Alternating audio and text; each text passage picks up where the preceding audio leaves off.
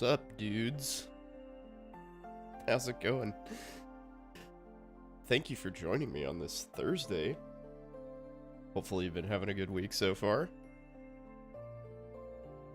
I'd planned on doing this last night, actually, but I kind of got my ass kicked yesterday, so I didn't do it. So I'm here now. Oh. Hi. Hello. There I am. I'm here. Yeah, so my daughter has, she thinks it's super cool to wake up at 4 in the morning. That's awesome. So she did that yesterday. And fortunately my wife is awesome, so she's kind of been handling that. But, you know, still the rude awakening is not welcome. Especially when I have to get up at 5:30, so it's like tough to go back to sleep. Anyway. Did that and then just got railed at work, man. I had the busiest day I've had in a long time. It's one of those days where, like, it's busy to begin with and then just everything goes wrong. So, yeah. In anesthesia, that's not good. That's not good. It means lots of, extra work for everybody. Lots of stress. So... yeah, I wasn't feeling a stream last night. Did not have the energy for that, because believe it or not, this is actually sort of a high-intensity thing to do. So yeah, I'm here tonight. I've had a couple questions in, Discord, and seen a couple threads on Reddit, sort of about, like, contract terms and stuff. This is a little late for people to be getting jobs, I think, out of residency, but... you know, we're still sort of in a phase where people need to know about, like, negotiations and things like that. So, we're going to talk about that. And then there's always the threat of corporate medicine. There's a big lawsuit going down in Florida involving one of the corporate anesthesia groups. So we're going to talk about that too. Because those two things actually sort of dovetail together pretty well, believe it or not. So... yeah, we got some good stuff to talk about. Also, speaking of good stuff, Last Epoch is fucking awesome. I feel really bad for everybody who's trying to play it online, because it sounds like that experience is still pretty much garbage. That sucks. But, it's pretty darn good on, like, I'm playing offline. It's great. Speaking of which, let's fire that up. And yeah, there's also, like, some weird hardcore bug that, like, deletes your stash if you die.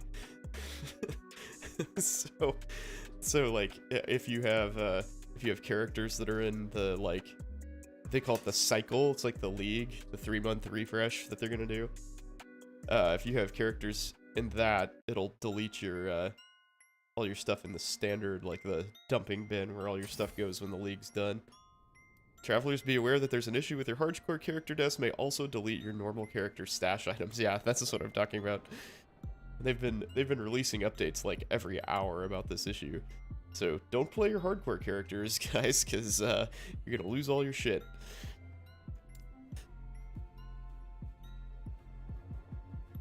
So that isn't ideal. They've had a pretty rocky launch, unfortunately. Ooh, I gotta sort through all this stuff. We'll get rid of all this and then we'll get into it. 90 mana, do I want to keep that? Sure. Actually, you know what? Let's shatter stuff first. Shatter. Wow, just flat crit for skeletons? That's cool. I'm still sort of learning all the minion stuff. I've never played an Acolyte before, so all the good stuff is news to me. Sure. Shatter the percent health. Ward per second shards. Okay. Got 2 of the health shards. So I want a scepter, but this doesn't really have anything that I want on it. Yeah, ultimately, like, my in-game item will be a scepter because I do attack, quote, I proc harvest pretty often. Ideally, it'll be 3 times a second. So, having some melee damage will be nice. but I don't know if that's gonna make up for the fact that this has no mods that I need, like literally no mods that I need. But I will shatter that. It's got some high level stuff on it.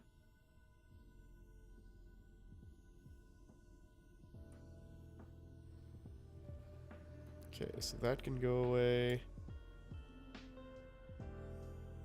Some skeleton mage, yep. I like shattering all the like class-specific stuff. Seems like a good idea. Stun chance, can eat a dick, dodge rating, also dick eating material. I don't know if I really want mana. I guess that's worth keeping. Oh shit, did I want to sell that? What was that? Necrotic damage? Yeah, I should probably keep that one. That can go. That can go. That can go. The Claw. The Claw with good cast speed. That's cool. Endurance threshold. Oh. That's not so... That's actually a pretty good ring for me. Oh, let's crap that bitch up. Nice. Okay. Yeah, my gear is terrible, by the way. So let's put health on this, first off. Health, health, health. 77 to forge? Meh. Okay. That's got health, Ellie res. Does this have resistances on it? Not to speak of. Alright. I'll shatter that. I'm just kind of waiting for people to filter in before we really start going. And then you... This is just kind of housekeeping shit. So it's easier for me to do this while I'm... I can pay attention to it. Bleed on hit.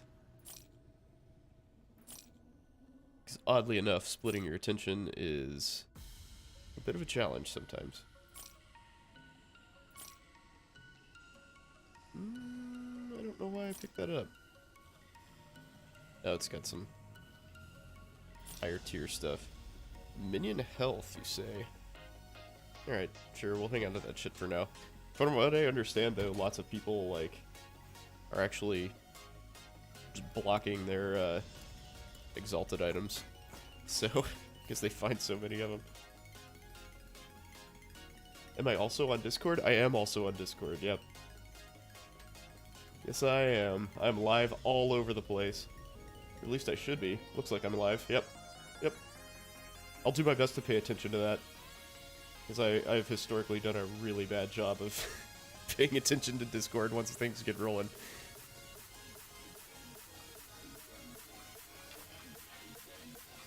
Damage as physical, huh? Guess that's a good thing?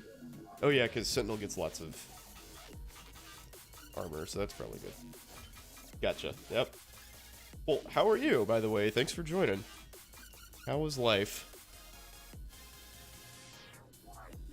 Poison.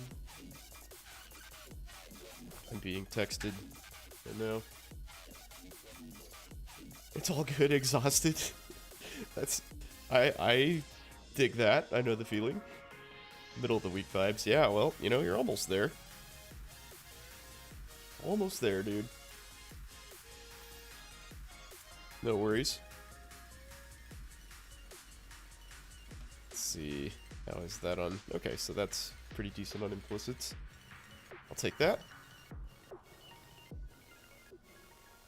Action required. Oh, reconnect Facebook. I don't want to do that because Facebook gaming is dead. I need to just delete that out of Restream, actually. You go away. How do I... More actions. Remove this channel. Yep. Facebook, you are dead to me. There we go. Perfect. Does my build push monos fast? Not great, I would say, but it's doing pretty well. It's sort of frustrating because honestly just don't have a whole lot of time to play. I've been putting in at most, like today is actually the most I've played on any single day since the release of the game, and I played like an hour and a half earlier today. Want to do it? No, I am probably not the guy you want to team up with, honestly. Well, you can be the judge of that after you see me go through this. I'm level 73, I think? 73? Yeah.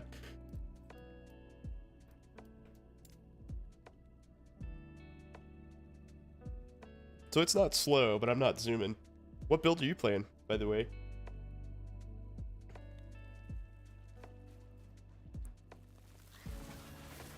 So what I'm doing is so I'm doing a Warlock, obviously. And I'm sort of, like, I need, my gear is atrocious. Warpath Void Knight? Nice. I thought about doing that, actually, with a bunch of damage over time stuff. But I had to try out the new classes. But yeah, there's an interaction where Chaos Bolts can proc Harvest, and Harvest refreshes the duration of your Spirit Plague. And makes it do 7% more damage, and that multiplies each time. So for clear, this is not a great build, but for single target damage, it ramps really fast.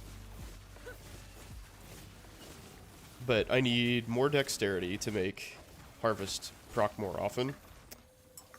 And yeah, I mean, I just don't have the gear for that just yet, since I'm not even through normal Nautilus. But it's coming. It is coming.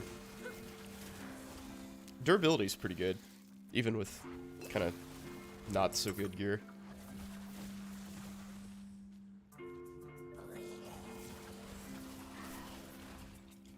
And I'm still kind of tinkering with exactly how I want my skills to be set up.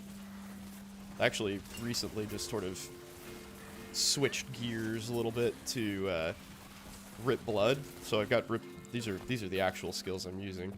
I had Bone Curse on there, but I don't know, I didn't feel like Bone Curse was really doing a whole lot for me. Like, it wasn't doing shit for damage, which it wasn't really supposed to anyway, but really the only thing it had on there was Marked for Death, which I could get elsewhere, eventually. So I figured Rip Blood was better for a little durability, a little survive, you know, like, what am I trying to say? Sustain, that's what I'm saying. Little sustain. You had your first breakdown of 2024? Oh, well, congratulations, man. I'm glad you could share that with us. Defeat the ambush? Okay. Might go to a Void Knight Autobomber. That does sound really fun, actually. Why did you have your first breakdown, dare I ask? Exactly, what gave you the final push? What pushed you over that cliff? Vengeful Desert Spitter of Focus. But yeah, eventually I want this to be like a low life build. That's going to be sort of tough. That will be tough to achieve without boots or armor, and maybe without gloves to give me stats. Ignivar's Head. Oh, hey, well, if I want to do a Disintegrate build, there we go. I actually had a Disintegrate build. Wow, those are really good rolls. Damn, I wish that had legendary potential. That's a freaking good drop. Jesus. Okay. Small quiz that's uber difficult, but very low stakes. Ah, well, if it's very low stakes, then fuck it. Stun chance with melee attacks? Really could not care any less about that. Leech? Yeah, okay. What's on that?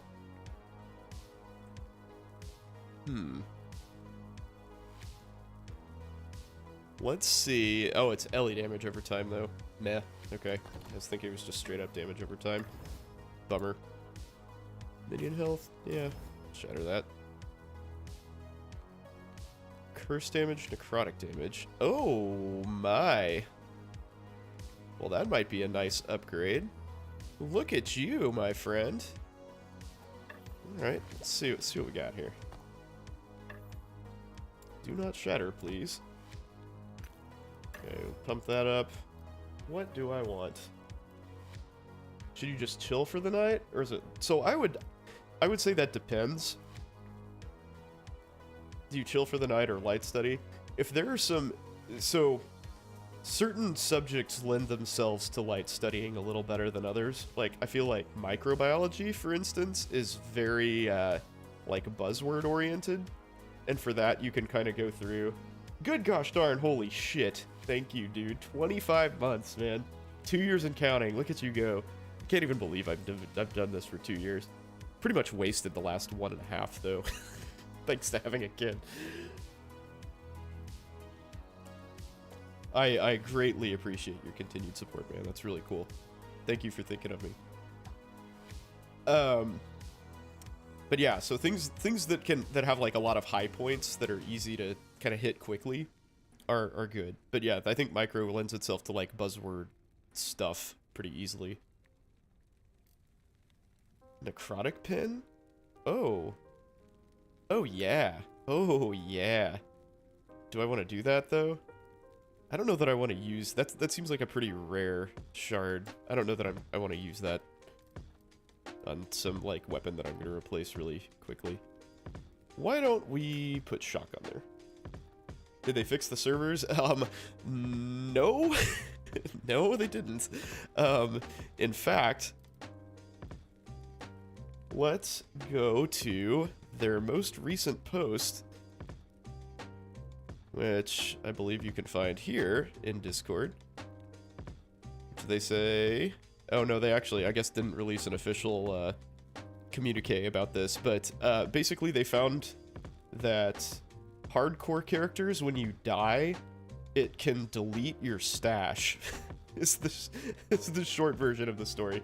So I think the servers are better, not totally fixed, but now hardcore characters are capping your shit. So wouldn't recommend playing hardcore for a little bit. Let's see, how are the rolls on that? They range pretty good. Alright, let's see what this does to my damage here. 3170. Yeah, yep, that's a solid 15% damage increase. Ultra hardcore mode, exactly.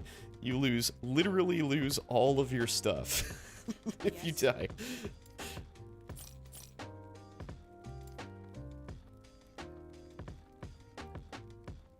Oh wait, healing effectiveness is like a good thing now, right? So I'll hang on to that.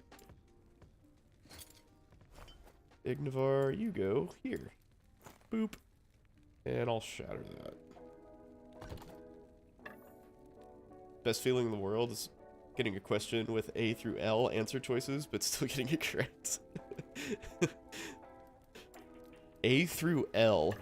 That's that strikes me as not the best question writing in the world. Ooh.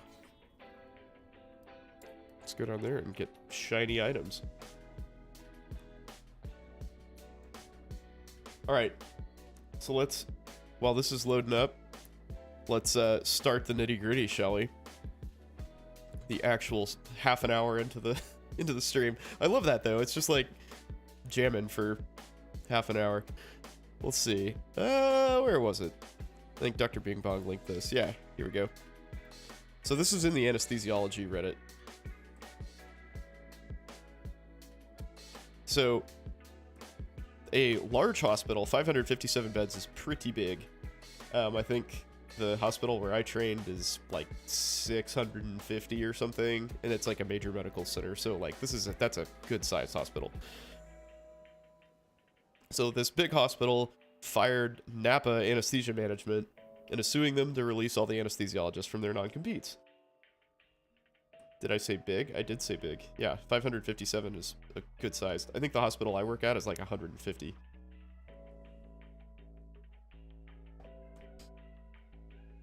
So, I mean, it's not like huge, but that's a pretty good size hospital. I mean, that's probably a, you know, $2-3 billion business.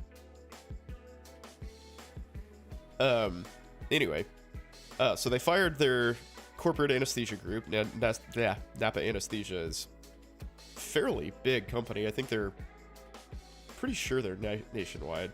They're real big in Colorado and a lot of Midwest states, and I think they're big in Florida too, but they're everywhere. So this is the interesting part to me. So apparently Napa started with a subsidy of 0, and we'll talk about this in a second. And over the course of the contract, which it doesn't, I don't know how long that is, their subsidy has risen to 3 and now $3.9 million. So they use lots of locums, and locums is a temp worker, basically. They're unable to accommodate add-on cases in the OR, so they can't staff all the sites of service, basically. They can't cope with the normal operating room volume. Complaint also states that Napa offered to let them buy out the non-competes for $8 million. So I don't know how many anesthesiologists this is. I, to be totally honest, have not dug into this issue beyond this post, because the fine details don't really matter for our purposes, frankly. So Holy Cross claims that Napa pays anesthesiologists below market rates, which is pretty much standard for corporate anesthesia and corporate medicine in general. Nearby hospital groups at Broward Health and Memorial System both have non-compete clauses, so Holy Cross can't hire anybody else due to that fact. So they can't pull people away from those hospitals. And so this, I think Dr. Bing Bong linked this in Discord under the context of, like, what do you look for in a non-compete contract, in your contract? So we'll talk about what does that even mean. But anyway, let's get through this. So Holy Cross is asking the courts to declare physician, anesthesiologist, non-compete clauses to be anti-competitive under the Sherman Antitrust Act. So, like, that's like a monopoly, essentially. Right. So there's a lot to kind of get through here. So I think the first thing to talk about is corporate medicine and what it does to healthcare. So you can see here, like it says, Napa started with 0 subsidy. So what corporate medicine groups generally do is they come in and they pitch to the hospital and say, hey, so this is, hospitals, presumably hospitals with independent groups of, some description. In this case, it's anesthesia. Hey, Sable, what's up, man? Welcome. Thanks for joining. How's it going? But yeah, so the corporate group comes to the hospital and says, hey, we see that you're providing these services. We can do that for a decreased rate. And a lot of times they don't, maybe they sort of give these, like, nebulous ways that they can achieve that goal. And, the hospital says, oh yeah, saving money, that sounds awesome, let's do that.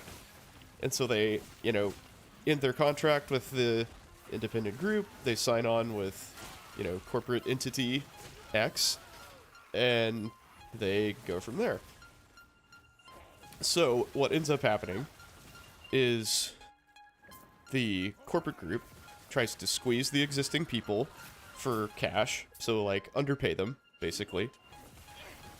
And also, like, a very common theme is they try to squeeze additional services out of those people. So, like, to give a concrete example, so, like, my group currently does not cover emergency services. Like, we don't get called to codes unless they absolutely need us. A code is when somebody, like, acutely, like, is dying in the hospital, and needs, like, a breathing tube or, chest compressions and emergency drugs and stuff like that. So the emergency room manages that.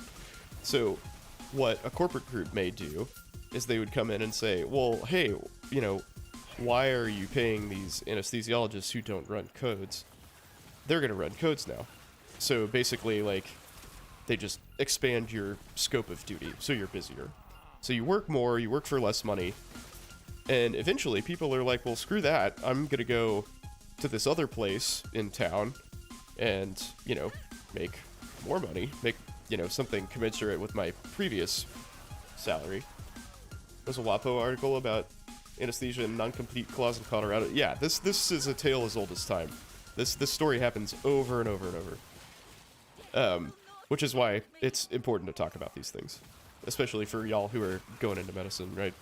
Like, because this is your future, whether you like it or not. So people start leaving, and in a lot of, like, smaller independent groups, if one person leaves, you feel the pinch pretty quick. Like, in our group, we have 9 people total. One of them is part-time. If one person left, we would have to go back to taking 24-hour call, because we do 16 hours right now. We would have less vacation. Quality of life would suffer a lot, even just with one person gone. So, like, we'd work more hours. You know, it'd be a quality of life hit, for sure. And if 2 people left, then you really start to feel the burn. Would I say that's a bigger issue than AI creep into medicine? Yeah, absolutely. Yeah, private equity interest in medicine is a catastrophic problem. I mean, you really don't have to look much farther than what happened to emergency medicine in the match last year to understand the fallout that this is going to have. So anyway, people leave, the corporate group squeezes harder, life sucks, more people leave, they have to hire, you know, locums workers to fill in. That gets really expensive. And because like for instance, well, let's do some calculations. So, my income, oh, what am I doing here? Calculator. So we'll just say is 550. Okay. So I work roughly 44 hours a week, including call. Whoops. However, I have a lot of education and cannot use a calculator. So, god damn it. This is terrible. So, divide by 52, divide by 44, right? So that's how much money per hour I make, basically. Right, so we'll say 250. And that does not include benefits, right? So, locums workers, the, like, downside is you pay more tax. You pay, like, an 8%, Tinny, what's up? Good to see you, dude. Oh, I'm not paying attention to Discord. Fuck. Sorry, guys.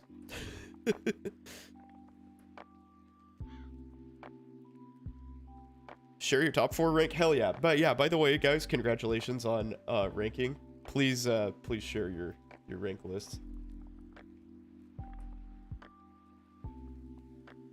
I'll be pinged all the time. Hilarious.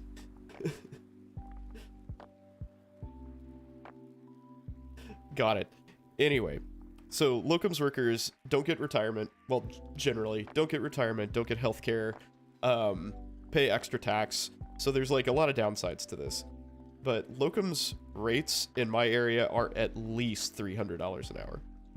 Probably more like $350, and there are some places paying as high as $450 an hour. So that gets very, very expensive. Quick cash, absolutely. Yeah, if you're willing to like go to remote places and work, you can make an absolute freaking killing right now. What specialty should you do if you like everything except OB and want a good lifestyle? I mean, there's some pretty decent options, honestly. Don't do anesthesia, because that's the OB is like the scourge of our existence.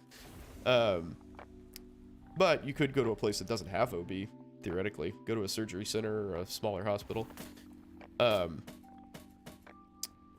You could do derm, do plastics.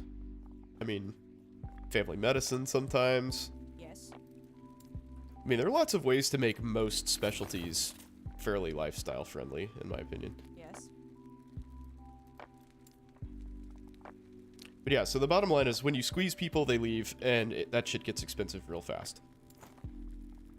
And corporate medicine is real good at that. And it's very penny wise, pound foolish. Damage over time, you say? Okay, cool, cool. We'll keep crit multi.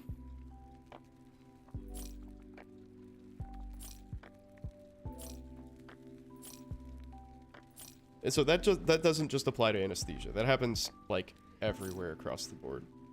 And so what's really like screwing things up for these people is their non-compete clauses. So what's a non-compete clause? So basically it's something in your contract that says within X period of time, you can't work, you know, either in this city, like this county, within a radius of these facilities, something like that. It's free, you know, it's language in your contract that says, like, it limits where you can go within a certain period after you leave a place of employment. Usually those are for a year, but, you know, it varies. New lore? Nice. Ooh, PM&R, that's a good choice for lifestyle. Yeah, PM&R is a great specialty.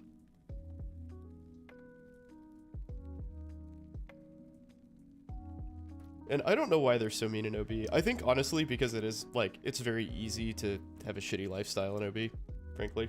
Like, it's just very unpredictable by nature. You can switch that around a little bit.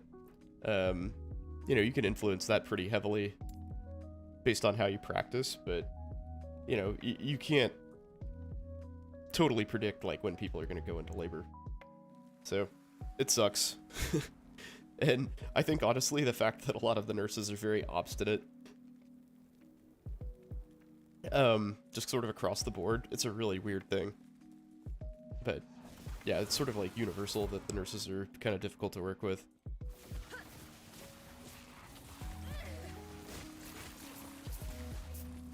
Yeah, OB is rough, man. I'm glad that there are some people who are interested in that specialty, because I would leave medicine before I did that. 100%. Anyway, so non-competes, it's a problem, right? Because those people can't leave, and, like, the anesthesiologist can't leave and practice locally. Or at the same hospital. So, like, in the case of the Napa thing, they fired Napa, but those non-compete clauses are still in effect, because most of the time, like, the anesthesiologists work for Napa, right? So they can't work at the same hospital. And that's like, we have a similar section in the contract that we have with our hospital, where the anesthetists have a non-compete clause within a certain radius, and obviously the hospital is within that radius of itself.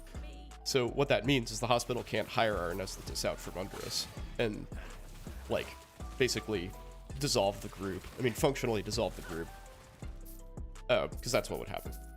And so that's what Napa does. So you can't just, like, fire the group and then be like, hey, we're gonna hire back all of these anesthesiologists and everything's fine. What caused the demise of EM? Yeah, oversupply through lobbying. Yeah, so it's actually even more calculated than that, from my understanding. So it sounds as though private equity got a hold of the emergency medicine market and basically just, yeah, lobbying, as you say, lobbied to have more emergency medicine spots created, and drove up the supply, drove down the demand. And so, like, salaries crashed, employability crashed, and, like, now they're stuck. Like, there was that happening, and then there's also, like, tons of nurse practitioners coming into the field. So, like, the supply issue was even worse for the doctors.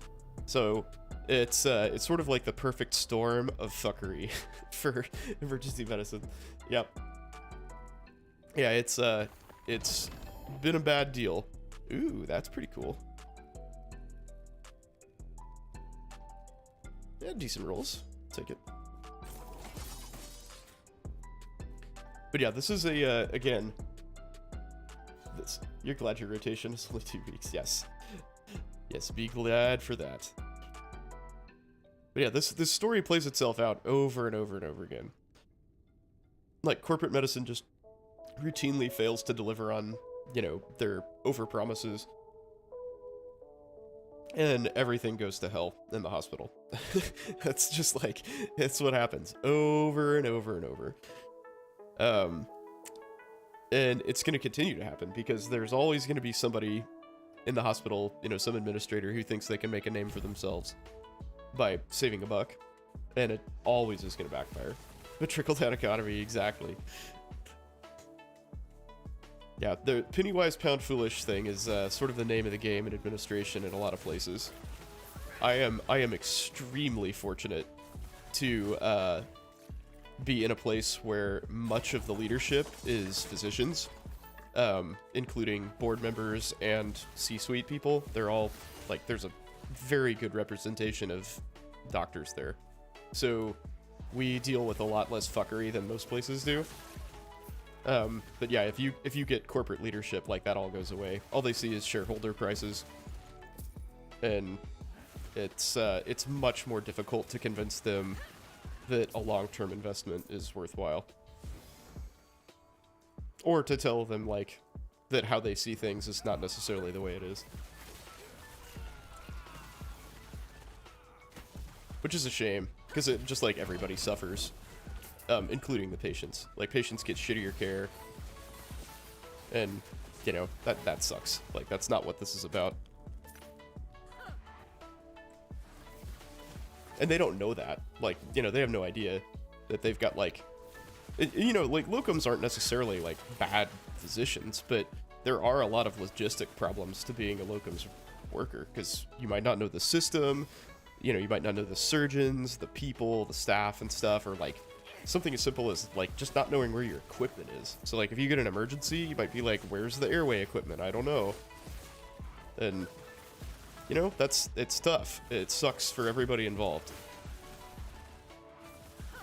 Whereas if you just kind of maintain status quo instead of trying to save a quick buck, like, everything would be stable, and, you know, you'd be able to push those cases through.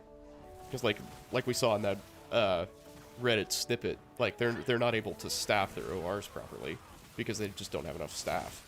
They don't have enough people to do them. Nitpicking small stuff while not spinning on bigger stuff. Yeah, absolutely. So we see that all the time in like, with nursing staffing. So that was a huge issue with COVID. It really came to a head that nurses were critically underpaid, because they are. And so when we had these huge rushes on nurse demand, you know, because, like, everybody's out sick, especially with the Omicron wave, like, where, you know, Omicron wasn't really, like, particularly deadly or severe, but it was, like, way more infectious than any other strain of COVID that we'd seen. So, like, we're still sort of using these old, like, antiquated methods of, you know, keeping people isolated that didn't really apply as well to a less severe strain. So, like, every frickin' buddy got, you know, cut from work, and their demand just absolutely freaking skyrocketed. So everybody who could went and traveled, because nurses were making like $150 an hour to travel. It was freaking nuts. And you know, because why would they stick around and make $30 an hour or $40 an hour at their job when they could go, like, travel somewhere else in the same city and literally make 4 times as much? It doesn't make sense, and most people took advantage of that. And so now things are a little bit different. Like, at least they're making more money now. But you see the same situation like, across healthcare, right? So, like, facilities try to save a little bit of money by, you know, just not paying people, and they actually end up spending a whole lot more money training new folks or using temp workers, using locums, because they can't keep the people that they have. Why didn't that happen to doctors? It did. Just not as extremely. Because nurses are kind of like the frontline workers, right? So when all of them are out, you feel that difference a lot more. And also, physicians are historically sort of like ascetic, self-loathing, you know, life haters who will work through everything. So I think they felt the pinch on that a little bit less. Yeah, locum did go burr. Like, I can tell you that, anesthesia pay in this area has increased 20 to 25% since 2020. Anesthesiologist pay, that is. I mean, so it's not quite as extreme as nursing, but it's definitely a thing. Because, like, everybody retired. So the demand, everybody who's within striking distance went away. They were like, you know, I just really don't want to deal with this. So they quit. And I don't blame them. But yeah, now we're left with a deficit of physicians in all areas.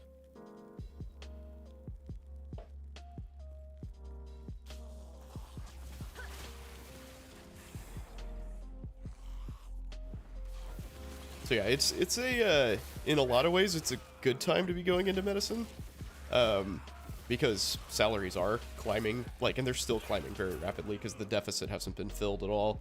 I think this is the biggest, for anesthesia in particular, this is the biggest deficit,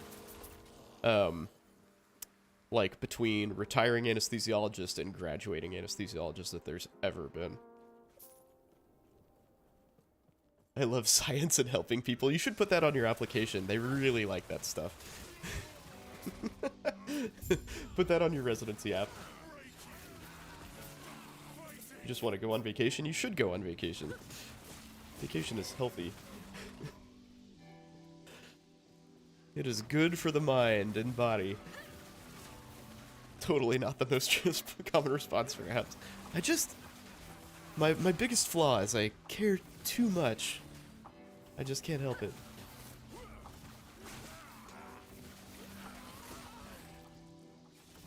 Yeah, bachelor party? Hell yeah. Dude, fourth year is great. It's great. I really enjoyed my fourth year of med school because I didn't do anything. Didn't do anything at all. 12 cocktails and 3 tequila shots? Dear God. I'm impressed you're alive. That's a lot of booze. That is a lot of booze.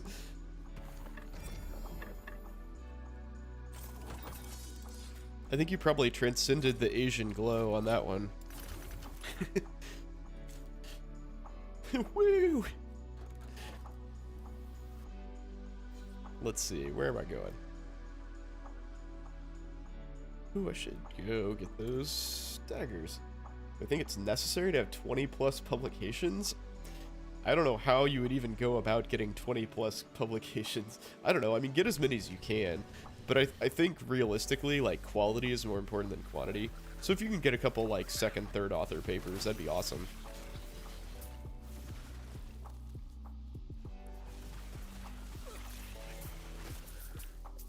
Because, like, whatever you do, you want to be able to talk about the things that you've done intelligently and, like, you know, have something to contribute to the project instead of just being, like, a freaking, like, glassware washer. Which is fine. I mean, if you know, if you need to do something to pad your resume, that's great. But ideally, you want to have, like, something important to say about your time. Where's my first authored nature paper? But yeah, I mean, unfortunately, I would recommend as many as you can possibly get. I think that's a terrible requirement for med school and for residency. I don't understand the focus on research.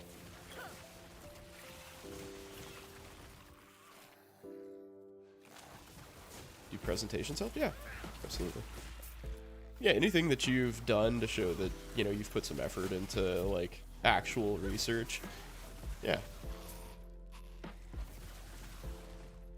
But yeah, I don't understand why that's a sort of de facto requirement for anything, honestly, for med school, for residency.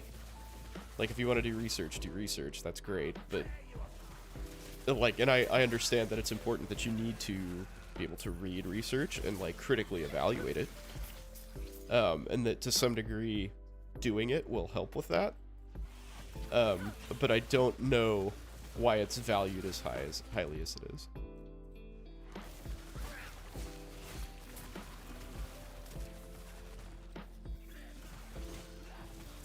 Alright, so these people had non-competes in their contracts, right? What does that mean? So we talked about what a non-compete is, right? So it actually means very little. So a non-compete is... So in a lot of states it's illegal, and Team Matt brought that up in Discord. It is like a state-by-state kind of thing. I think California is one where it's illegal. I think there are a couple others, but I can't remember off the top of my head which they are. Maybe North Carolina, something like that. Anyway, some places they're illegal, so you won't even have to worry about it. But I would say that most places institute some kind of non-compete in their contract. Like I mentioned, we have a non-compete. We're a tiny group. Larger facilities definitely have one. Usually that's not really negotiable, so you just kind of have to deal with it. Some places will try to lock you down and have a very unreasonable non-compete, in which case that is probably negotiable. They're just kind of trying to see if you'll catch it, because they rely on the fact that doctors generally have zero business or legal sense. Not to say that I'm much better, but I've at least played this game a little bit.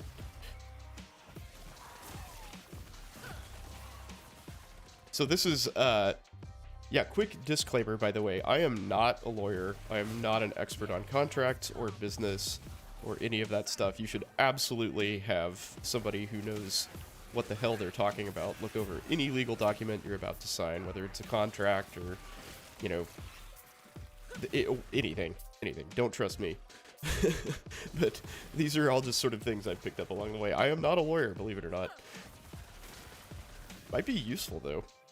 I've thought real hard about getting, like, business degrees online and stuff, and just, like, studying law. I would never, like, actually go to law school, because that's a huge waste of time and money at this point in my life, but, you know, I could definitely see myself reading some, like, law text or something.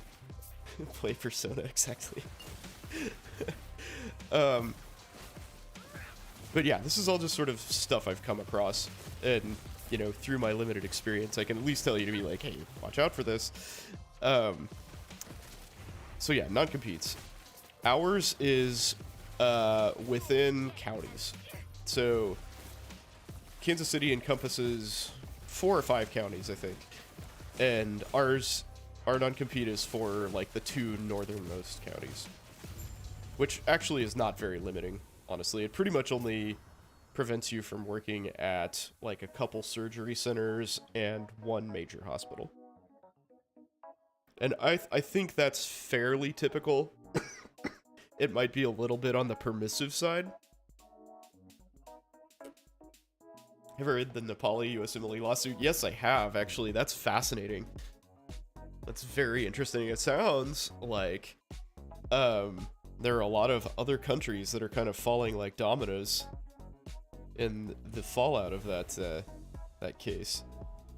So in case anybody's uncertain what Sable means, there are a lot of people taking the USMLE test, like the medical licensure test, from Nepal who are found to be cheating on the test. Not really sure how that happens, but it did, apparently. And so they're like revoking a whole bunch of like people's medical degrees, basically. Which is crazy. This is crazy shit. Good, apparently, but crazy. Residents on strike in South Korea? Oh, I did not know that.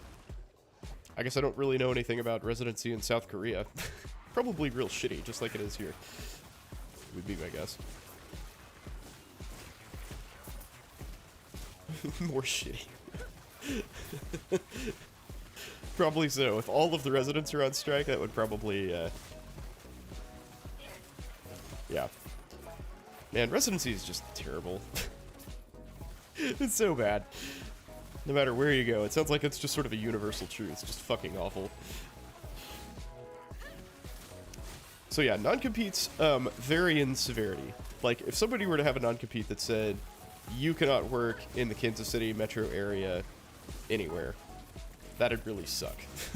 That would make it very difficult to get a job. However, it would also make it very difficult to attract people. Like, not a whole lot of people would be willing to sign with you if, when, you know, they signed their contract, they agreed to not be able to get another job in the same city. Like, that would suck. That would be a terrible contract to sign. So you do have to sort of watch out for stuff like that when you're signing. I think most places, especially academic centers and like larger hospitals, like I was saying, more or less have non-negotiable contracts. Like they pay everybody the same, and the terms are what they are. And, you know, you absolutely, again, should get a lawyer to look over stuff. And sometimes you can get, you know, different bonuses like sign-on stuff, moving expenses, I don't know, like, you know, just random stuff. Like maybe get your loans paid for or something, depending on what specialty you're doing. But yeah, a lot of times there's not a whole lot of wiggle room. For smaller groups and clinics, that's different. Generally, things are a lot less rote, and there's sort of some individualization to contracts, and that's where you're going to make your money and be able to sort of personalize things to your needs and your taste. And on that note, there are probably about as many different types of contracts as there are, like, practices. There are whole lot of different ways to get paid. So, and contracts aren't all about getting paid, and we'll kind of get into that. So there are, the basics of it are you can range from pay per production to full salary. And then there's everything in between. So like you can get, you know, a baseline pay, and then you get a percentage or like of like the RVUs, which is like just a marker of how much you've done, like patients you've seen, surgeries you've done, whatever. You can be totally eat what you kill, like I said, where you just, you know, you get paid for whatever you do, and you have a certain rate per RVU, and you just go. Or you can be like me, where you're mostly salaried, but there's like some incentive pay on top of that. And, you know, or you can just be straight up full salary. So, you know, again, those things generally not super negotiable, but they can be, and it doesn't hurt to ask about it. So what are you looking for? What are you looking for in those contracts? So, you know, first off is reimbursement per RVU. Like, how much are you actually going to get paid for this job? And it's, you should not be afraid to ask that. You need to ask whoever you're interviewing with, you know, what your reimbursement is going to be. Maybe don't necessarily lead with that, you know, just for some social grace, but, you know, during your interview, if things are, you know, looking fairly serious, you know, you can start to talk brass tacks and say, hey, what's my reimbursement going to be? Do I have a, you know, production minimum? Is there something that I need, you know, are there metrics that I need to meet to maintain this contract, or meet certain incentives? Like, is there incentive pay? Like, if you meet a certain number of RVUs, like, you start making more money, or you get a flat bonus, or whatever. So pay structure, very important. And that's probably the most firm thing that they're going to offer you outside of the non-compete. Like, a non-compete just sort of like is there, right? And you probably won't be able to change it very much. You can try. And, you know, depending on how in demand you are, like, you may be able to waive that entirely. But yeah, the pay structure is usually something that the group has fairly firmly in mind. So knowing that and being able to work with what they expect of you is very important ahead of time. And so on that note, you need to figure out if the terms that you're signing up for are realistically achievable in a normal, like, work week. So if they expect you to do 40 clinical hours, for instance, as a family practice doc, so that means you're actually seeing patients for 40 hours, right? And in addition to that, you probably have some call, like some inpatient call. You have to do all your charts. You've got to do, you know, like all these like stupid refill things and like answer emails and all the random bullshit that comes with like responding to people who contact you outside of your office. Not being a family practice doc, I am not entirely sure how much work that is, or like say what percentage of clinic hours you spend doing outside of clinic stuff. So like if you have 40 clinic hours, how many extra hours does it take to finish up all of your extra stuff? Does it take 10, 20? From what I understand, it's probably closer to 20. So you're signing up for a 60-hour week job, or 55 to 60-hour week job. Are you going to be compensated fairly for that? You know, you need to think about that. So maybe the sticker price of your salary or your, you know, supposed income looks pretty good, right? So like everybody in the area makes 300,000, but you're getting offered a contract for 325. Well, that sounds awesome, right? Well, actually, you're working, you know, 30% more than everybody else, so you're actually making less per hour.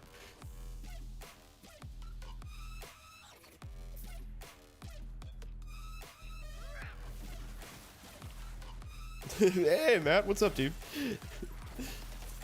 How are you? But yeah, so it's important to, in addition to having like professionals look over your contract, it's important to have like get in touch with somebody who's familiar with the field. You know, hopefully you'll have a friend who's in the field or something like that. But if you really need to, you can just like cold call offices and say, "Hey, I'm a resident. You know, I've been offered this contract. Do you have time to like go over this with me?"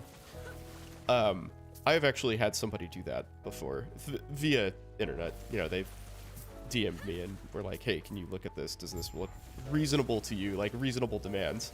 You know, they weren't asking for like contract language. They're saying like, "Hey, what's this call burden like? Is this okay?" I was like, "Yeah, you know, seems all right on the surface." Stressing and depressing, last day on wards? Which wards? That's the question. And why so stressed? Like last day on any wards?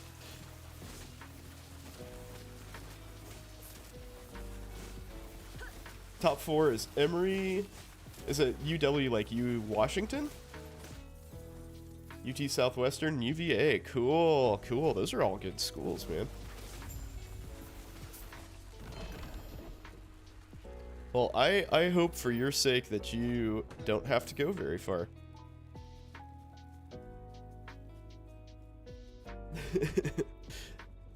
I'll put in a word with Sherry for you, by the way. I don't know if she has anything to do with the selection process, but couldn't hurt.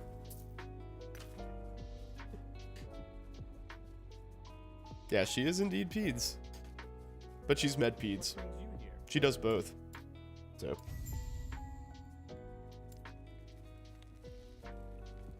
Yeah, she does adult and like she's freaking ridiculous. Like she wanted to follow her patients all through life, which is why she did med peds. So she does adult and pediatric oncology. She's crazy. Yeah, she is an insanely hard worker. She's definitely a live to work kind of gal. More power to her. Yeah, she is very intense.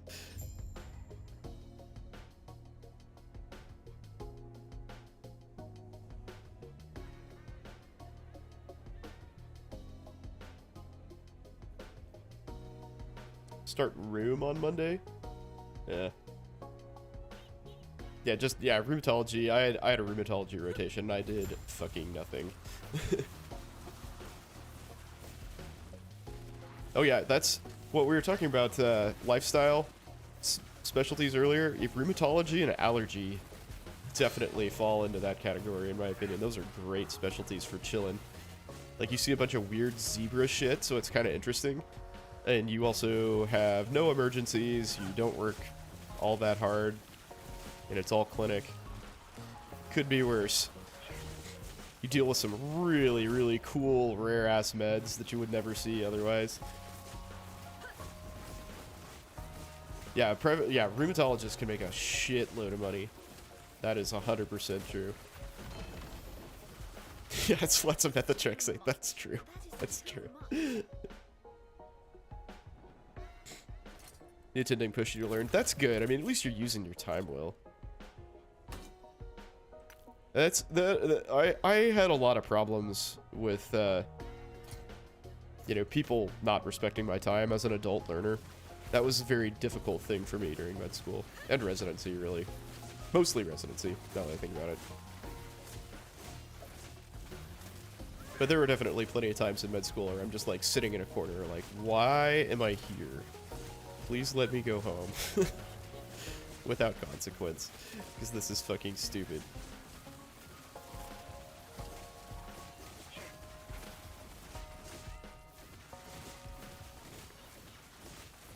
On Wednesday, he caught you fidgeting and told you to calm down. That's awesome. Well, let's...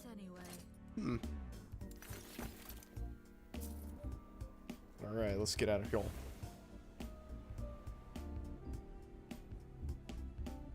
Kind of groovy.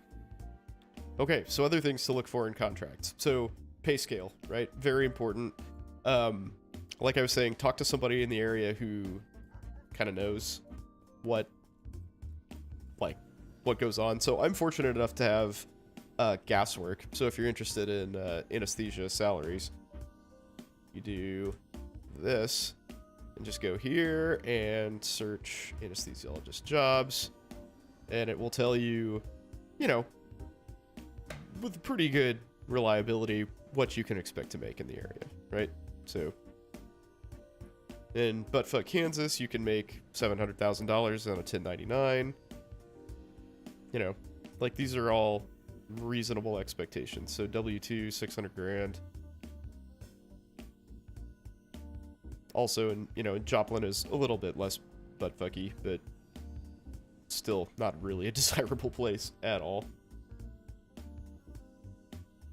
It's exhausting when you get home and you're short of breath. From the passive anxiety. Yeah, no, I get it. I mean, it's a really high stress thing, dude. Presentations they're tough. Especially if you know that you're, you know, the whole reason you're doing this is so you can be judged, right? It's like, part of it is healthcare, but most of it is like you being evaluated for what you're doing. Because, like, there's a resident above you who's, like, taking care of this most of the time. Crit. Whoa, that's a lot of stun chance. Big eval bro is watching you. It's so true. So true. Huh.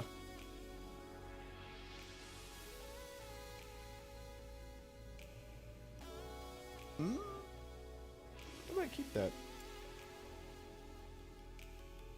So let's go to Shatterland first.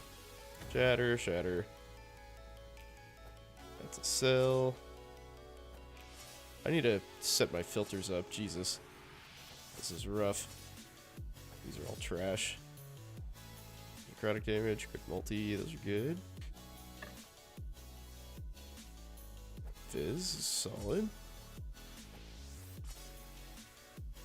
Okay, really cool.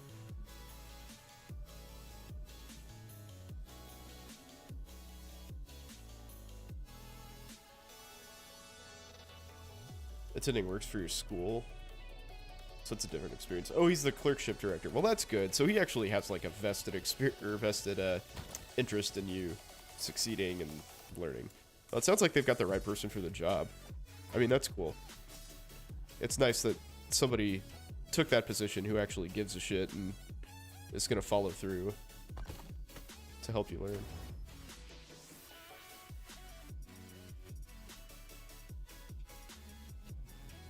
Oh, thanks for following. I just sort of assumed that you were already. Welcome to the stream, new guy. I guess you have not been following me the whole time. That's okay. Gotta make those numbers go up, man. It's very important to me and my self-worth.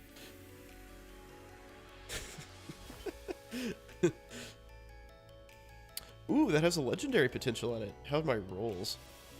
Oh, terrible. 235% of my bleed chance granted to your falcon. Alright. Oh, +3 to falconry. Sweet.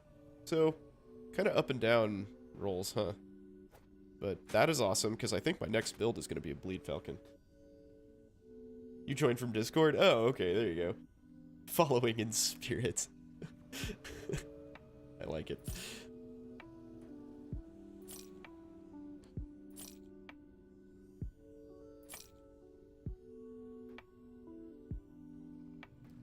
Right, so, we kind of touched on this a little bit, but I think, in my opinion, the #1 thing to make sure of with your contract is that your lifestyle is what you expect it to be. Not necessarily that it's good, because if you're a neurosurgeon, your lifestyle is going to suck balls, no matter what you do. Like, as long as it isn't worse or has the latitude to become worse without you really consenting to that, then you're okay. So, like I was talking about earlier, the example of, you know, we are in a position where we don't see emergencies, but if suddenly, you know, the hospital said, hey, we need you to go see emergencies, we would be able to push back on that. But if we were residency or attending, oh yeah, your residency, you can't negotiate your residency contract. It is what it is. Unfortunately, ERAS is a binding contract. It's kind of ridiculous that hasn't been shot down as a monopoly, like under antitrust laws, but there's too much money in residency. It'll never change.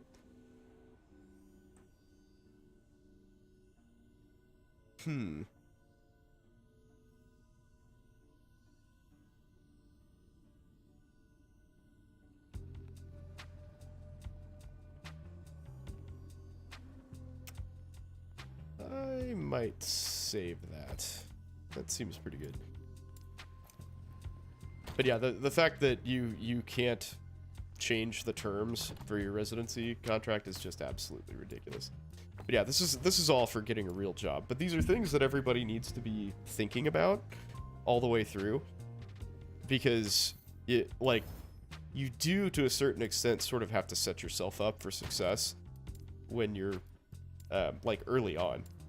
Like, if you want to do, this is sort of a departure, but if you want to do loan forgiveness through the government, you have to, one, know not to consolidate your government loans outside of the government, of course. And you also have to know to mostly take out federal loans, right? Instead of getting private loans for whatever. So you need to know things like, you should declare taxes in your 4th year of med school. And even though you're not going to make any income, you just claim $0 and you've filed taxes. And then the next year, your income-based payment will be $0 because you had no income. More and more specialties are leaving the match, so maybe not. Interesting. Which specialties are leaving the match? I did not know that.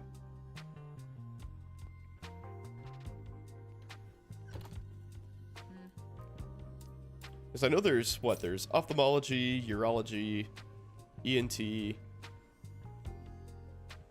What else? What else is early match? Or different match? 12 Weavers will. Yeah.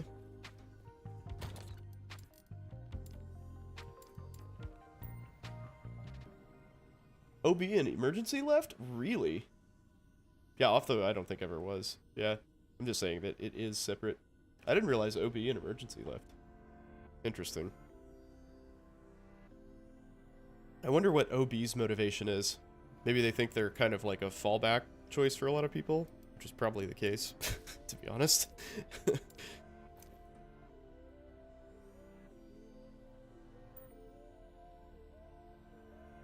I thought Derm was separate. Maybe it's not. Yeah, actually it's not. I remember seeing that in the, like, charting outcomes. It is not, in fact, separate. it's a weird half-half thing. Of course it is. Of course it is.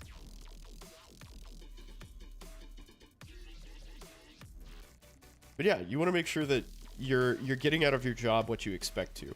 So, like I was saying, you want to protect yourself from scope creep as much as possible. Can MDs go to a DO residency? There's no such thing as a DO residency anymore. So no. No, they can't.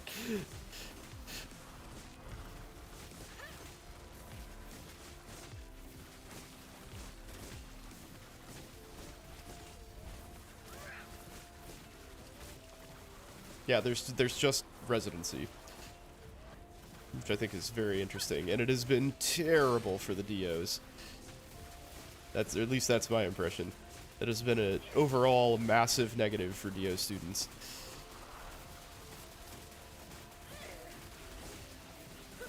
Oh, I guess I did this, but I forgot to smash the storm eggs. So I already killed this boss, but I didn't do anything with it. Perfect. Whoops. Unofficial DO only residencies, yeah. Where they just only match DO students. Sneaky shit. Or only ranked DO students.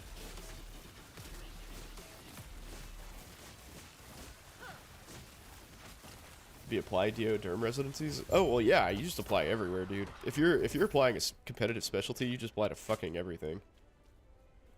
There's no reason to not.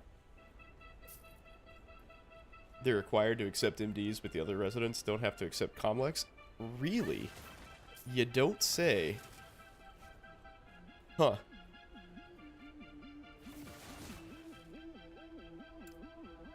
I will destroy them. Conquered that shit.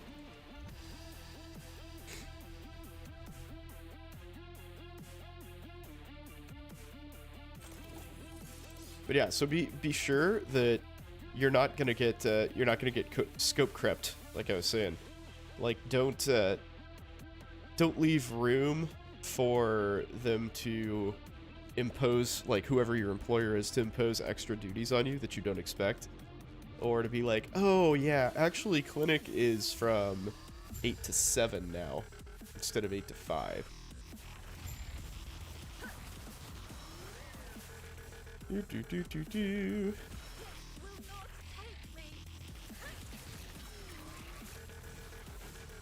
Or like, yeah, you're actually going to cover these other hospitals now too. I mean, there's lots of ways, lots of fuckery to be had in all areas. Ouch. Ouch. Oh god. Oh god, I'm gonna get killed by that. Oh, so close.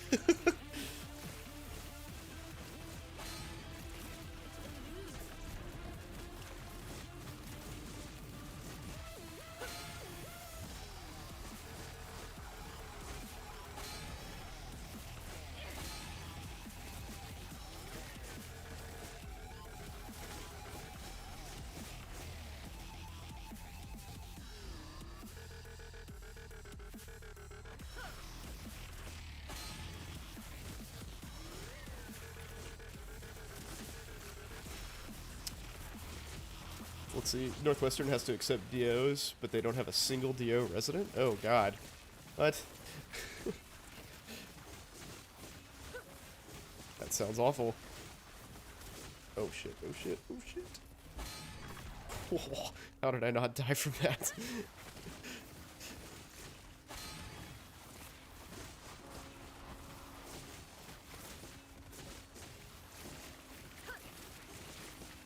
But yeah, the last thing that you want to look for in contract is perks, right?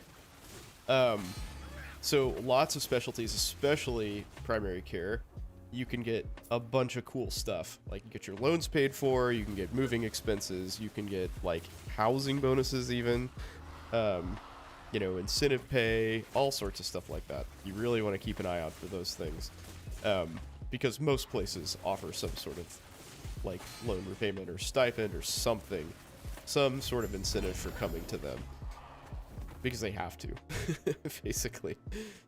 Poison res, necrotic res.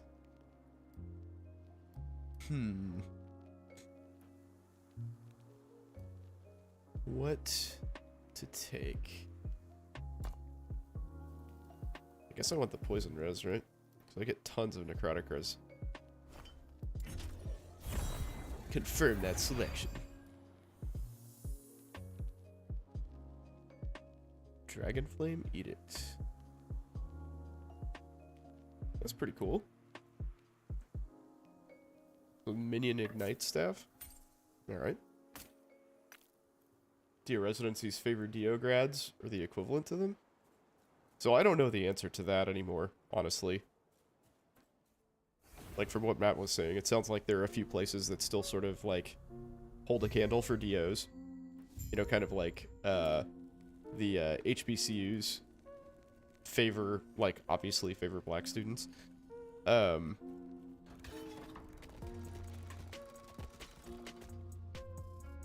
Which, you know, whatever. Like, that's their right.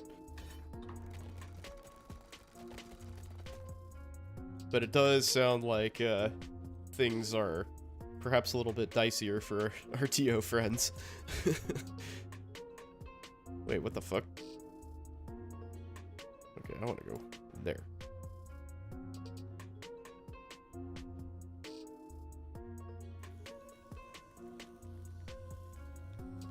I mean, I would imagine places that have historically been DO residencies would probably still favor DOs.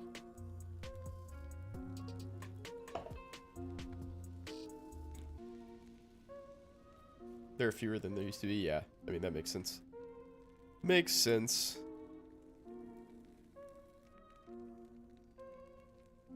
Residencies at MUSC would favor SC students. Yeah, so I think that there's a very real bias in favor of residents that you think are going to be staying there. I mean, because generally the mission of any like medical education program is to produce local physicians. So if you've got ties to an area, that's an attractive quality. And similarly, like, and I'll tell you this, like, we look for people who we think will stay. You know, we don't want to hire somebody to our group who we think is going to be transient. Like, we got a guy, we had an application that didn't really go too much farther than just talking to the guy initially, but he had, like, you know, very, like, Ivy League education. Like, he went to WashU, and then I think he did residency at WashU for med school, and then did residency, like, at some Ivy or something, and he had a ton of research experience, really long CV. And we're like, why the fuck are you applying to a small private practice group on the fringe of a Midwestern city? Like, you don't have any ties to this area. What is going on? You know? So, like, but on the other hand, like, there are a couple people that we've kind of, like, actively pursued because they live near the hospital and have expressed interest in the past. And, you know, we're like, you know, you have a family here, you're not gonna move, we know you're gonna stick around. So that's, yeah, absolutely, I think residencies favor local people. What did that person answer? I honestly don't know, because I think as soon as, I think they weren't very serious about the job, for, you know, as it seemed. They just sort of, like, shotgun applied.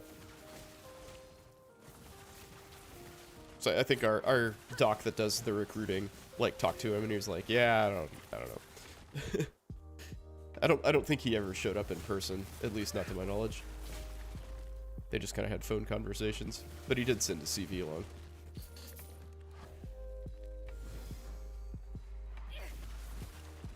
But yeah, the like, real factors, you know, come into play, I would say more and more as,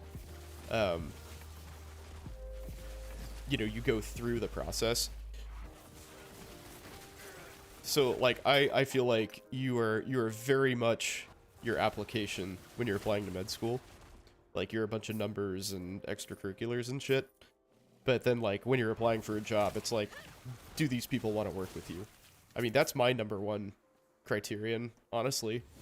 Like, if you're applying for an anesthesiologist job, presumably you finished residency, you know what you're doing. You know, you don't have any, like, major blemishes on your record and all that stuff. So, like, you know, you haven't like whipped your dick out in a elementary school anytime recently.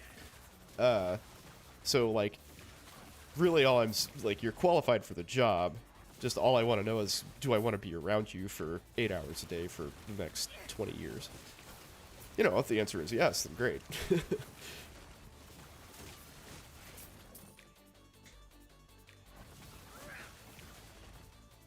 But, you know, if you seem a little pretentious or like a jerk, or you're not really taking it seriously, or if you're gonna like be lazy and hang me out to dry, because anesthesia is very much a team sport, then no chance, man.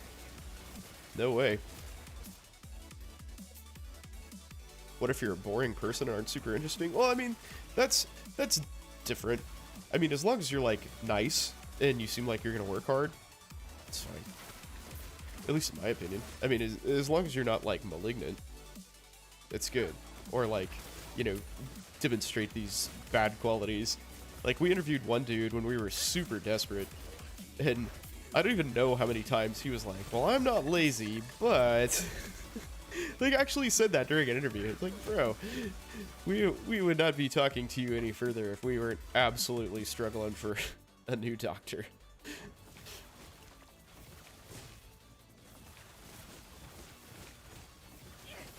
I mean, if you're inept, like, do you mean inept, like, socially? I mean, if you're inept socially, that's probably a strike against you. If you're inept at your job, then that's definitely a strike against you. That's definitely not good. Med school and residency becoming less of that because of, like, less of a numbers game. But if they think you'll finish, so many people have impressive stats now. Yeah, I mean, I'm sure that's true. And I think the world of virtual interviews has really done, sort of made things a lot harder for people who want to stay locally, because like, everywhere is just getting flooded with applications, right? Because it's so easy to just, like, click a button, and there's no commitment to it. You don't have to freaking get on a plane and fly 2 hours away to go somewhere. You just, you know, hop on the internet and talk to somebody. You're good to go. You're actually kind of screwed. No, you're not. You're fine. You're probably not as socially inept as you think. And also agree with that. Also agree with Matt. Yeah, if you recognize this as a problem, there are plenty of opportunities for you to take, like, interviewing courses and do, like, practice mock interviews and stuff. That is definitely not something that should get in the way of you getting a job or a residency. Because that's a very common thing, right? It's very common for people to, you know, have, like, not present themselves well in an interview, basically. And that is a teachable, learnable skill. And like anything else, practice makes perfect. Like, as you get more comfortable with people grilling you, it just becomes normal.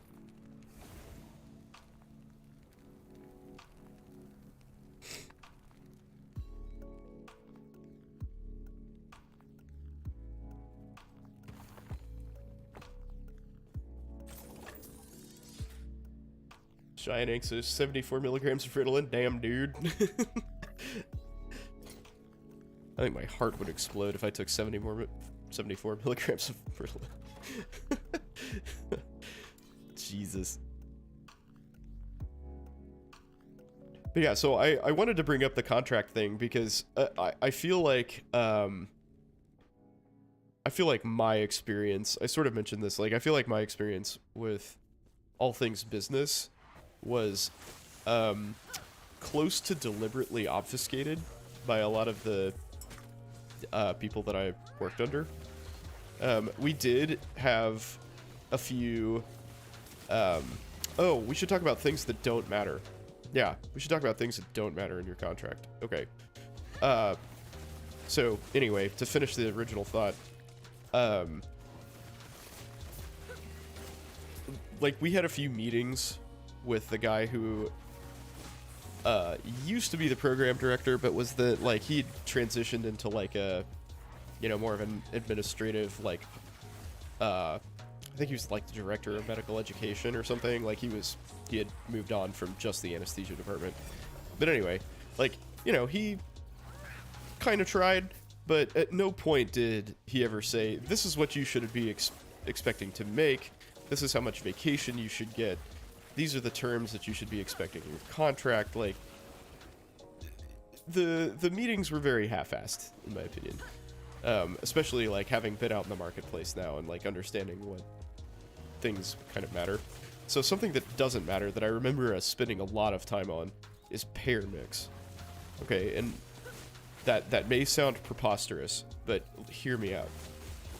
Okay, so when I say payer mix, what I mean is, in case you're unaware, is how people pay for their medical bills, like pay for their healthcare. Are they insured? Do they pay cash? What insurance do they have? Is it Medicare? Is it Medicaid? Are they uninsured? You know, is it military? Who knows? Like, you know, all of these things.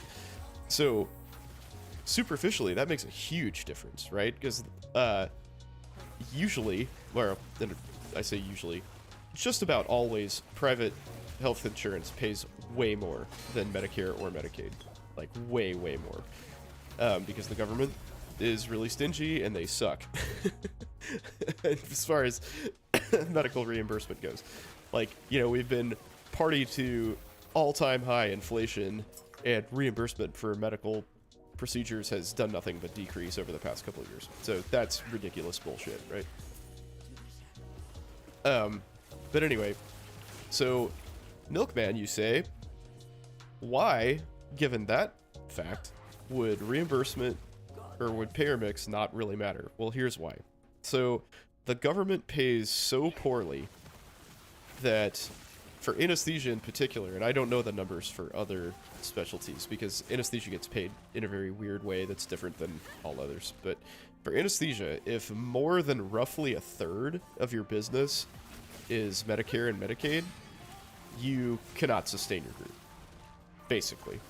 I mean, that's, you know, clearly not a universal truth, but basically that's how it is.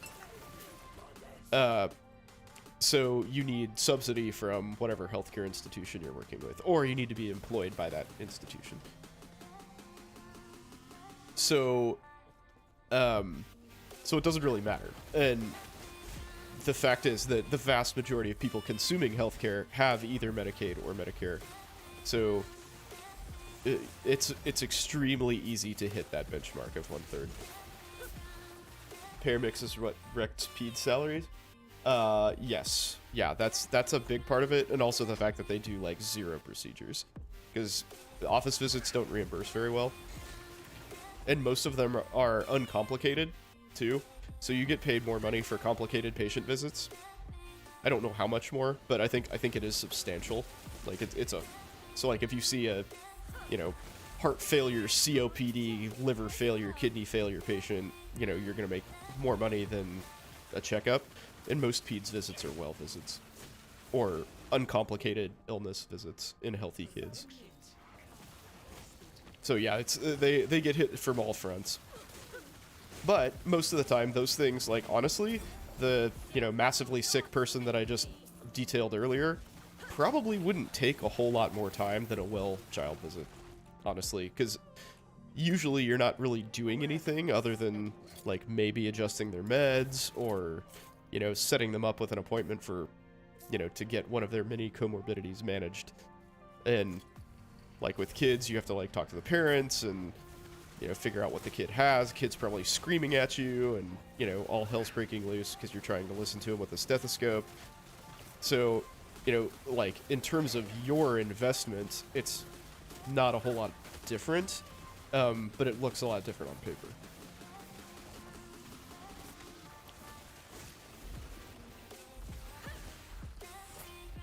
Yep. I thought those guys were dead.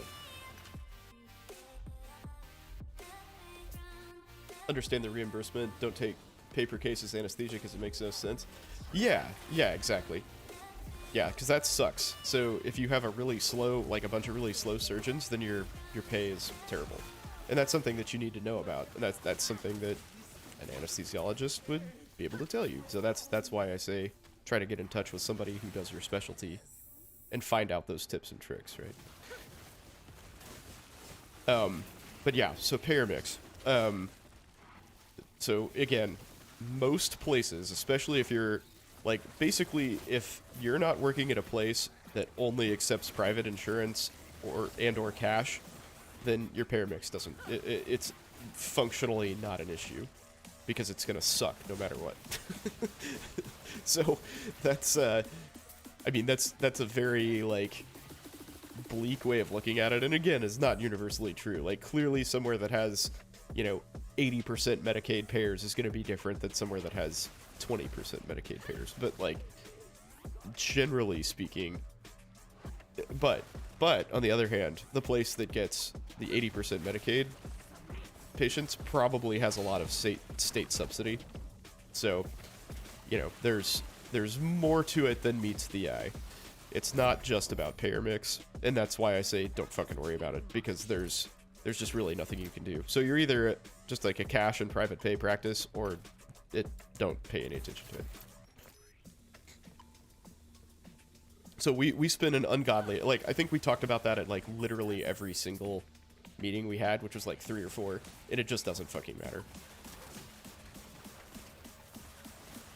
Like, it matters when you come down to brass tacks. So like when we talk to the hospital about how much money we need as a subsidy, obviously we have to pull together those numbers, and things will look better if our Medicaid and Medicare numbers have gone down. But that's, we still have to have a subsidy from them, because no matter what, it's going to beat the threshold where we're not self-sustaining. Like, we can't pay ourselves market rates at the reimbursement that we're getting. So it's just a matter of how much money the hospital gives us, not a matter of, if we need it or not. This fucking gold elemental. I've uncovered this whole damn map. Terrible.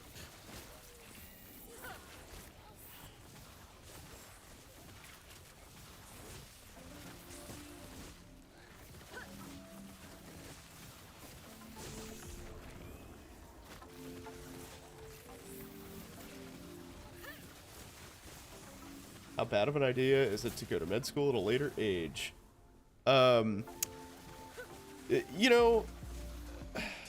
don't think it really makes that much of a difference. Maybe an unpopular opinion here. What you really have to factor in is opportunity cost. So, if you go to med school in your 40s, right? So you're 40 years old. So you go to med school, you graduate med school, and you're 44.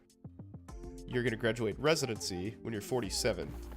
So, like, on the extreme high end, you're going to have a 20-year career. That 20-year career is probably going to cost you $300,000. Plus whatever, you're giving up working, whatever your current career is.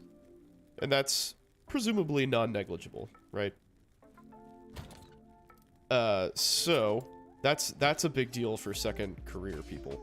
Like, you got to figure out, is that actually going to be worth it? Even if medicine is something you think you'd really enjoy, is that going to be worth it? Like, is giving up that income for that long worthwhile?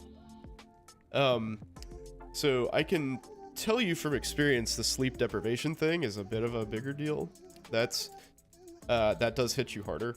Like, just having a second kid, like 6 years later, I have noticed a difference. It's much more difficult. So opportunity cost is large. Yeah, that would be a tough pill for me in particular to swallow. So I am very much a work to live type. And while I do very much enjoy my job, like, I really enjoy my job, I have a great job. It would be pretty much unfathomable for me to punt out of a, like, knowing what I know now, it would be extremely difficult for me to get out of a, lucrative other career. It's just so expensive and so demanding to be in medicine. Most specialty salary's probably better unless you're one of the specialties where insurance always pays. Make twice the money seeing the same number of patients working private practice for family practice. Oh yeah, for sure.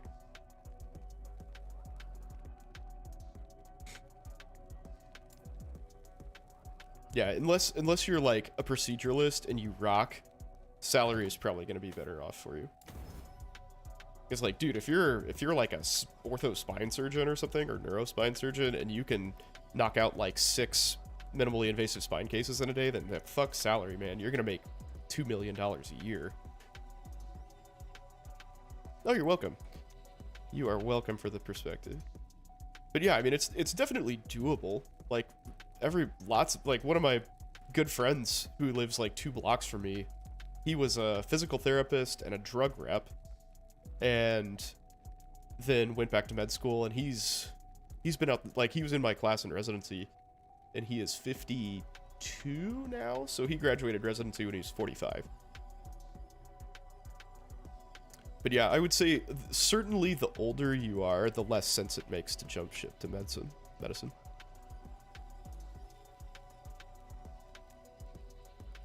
Educational hospitals all pay salary because you have to teach. Yeah, for sure.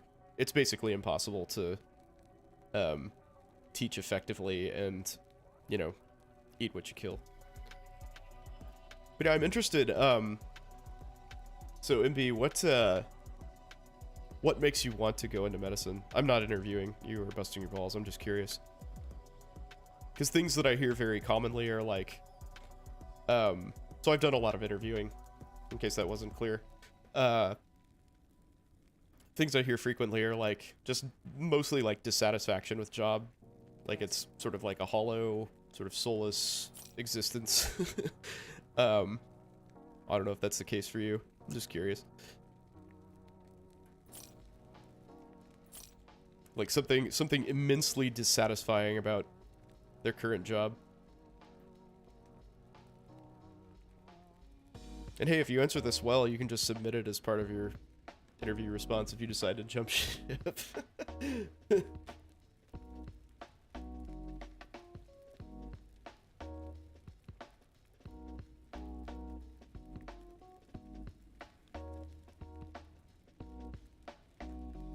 One of your classmates used to be a lawyer and he's in his 30s? Huh. Well, I understand that law is kind of one of those professions that's very hit or miss. Like if you're not from a like really highfalutin school with a lot of really good connections, then it's often very difficult to like climb the ranks. But I say that as a lowly anesthesiologist who really doesn't know what he's talking about, so take it with a grain of salt. He was practicing in New York? Well, shit, dude. I mean, I guess it's also possible that he's on the other end of the spectrum where he just, like, made more money than God and was like, yeah, you know what, I just want to do something else.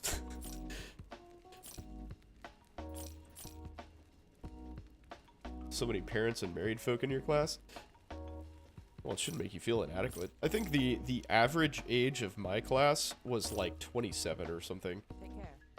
Like, it's very common to start med school later than right after school. Right after college, rather.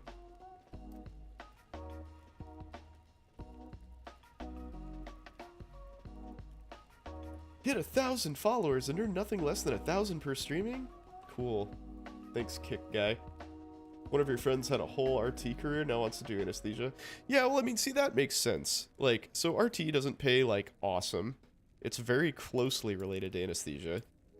You know, it's sort of like a small sub-segment of anesthesia.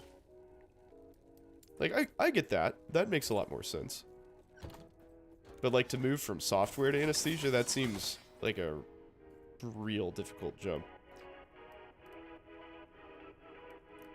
Like, tech is just so lucrative. Oh, 40. That's hard. Seems like they have their life together. Let me tell you, friend, as a parent, I probably have my life together less now than I ever have before. I thought I had all my shit together, and then I decided to have kids, and man, they are just a constant adventure. Yeah, they just look like it, exactly. They may not even look like it, if you really sit and think about it, or talk to them.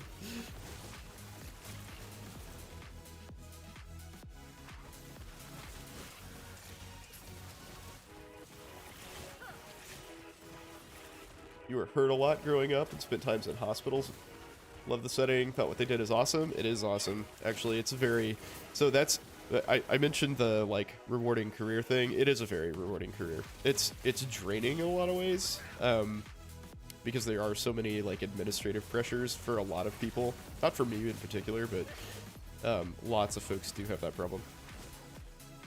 Life dragged you away from medicine, but never stopped having the itch to pursue it.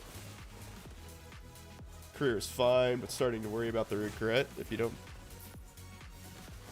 don't give it a shot. Well, you know, I don't know how deeply you've delved into this, but it's not gonna hurt you to, like, go shadow somebody. Like, I would imagine at this point you've at least got, like, a friend of a friend who's a physician. You can go sort of figure out what it's all about, if you haven't already.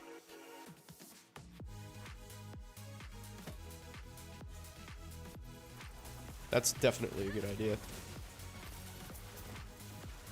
And you can even, I think in, like, most, what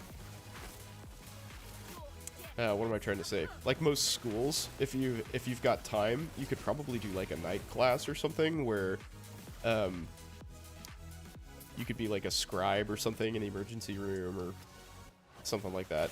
Or you could even just do that part-time.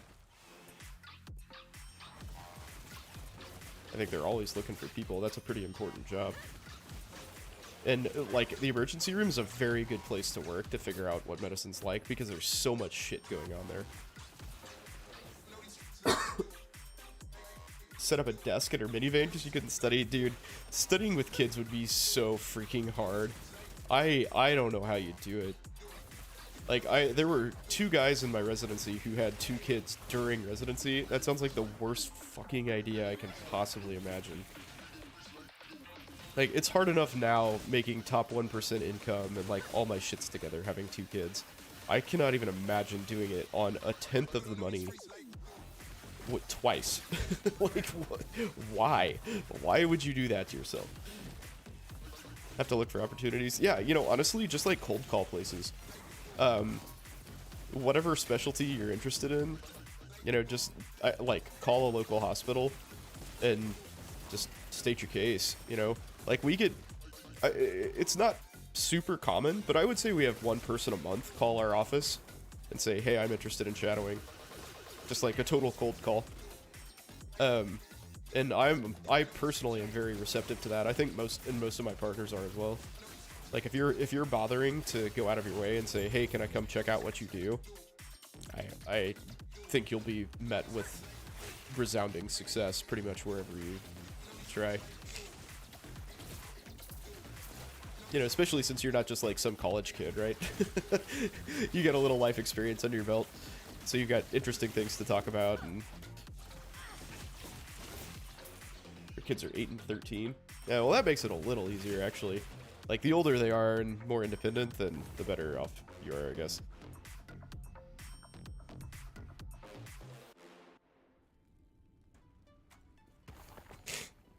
Still, man, I do not recommend that. Do not recommend kids during medical education. I know that I personally, like, my thought, like, my wife got baby fever, like, hardcore towards the end of residency, and I was like, dude, there is no way that I can be a decent dad. I mean, maybe other people can. That might just be me, but I was like, I can't be as involved as I want to be during residency. There's no chance. I can't be what I think is a good dad. And she's like, okay, I get it.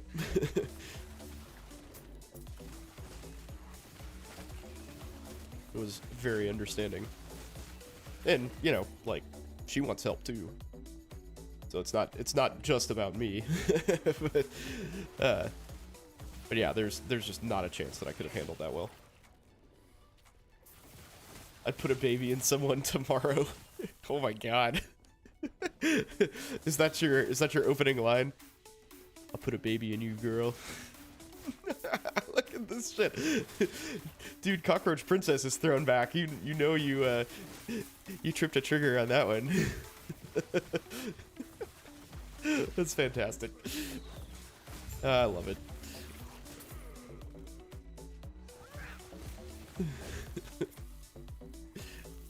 Girl, I'll put a baby in you tomorrow.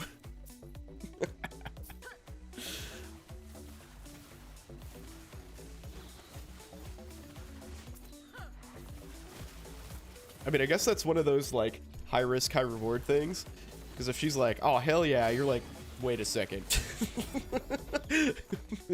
Wait a second.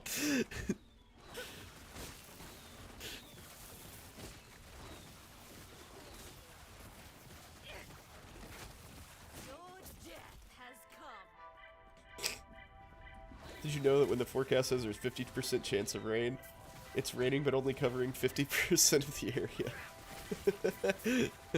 Hilarious.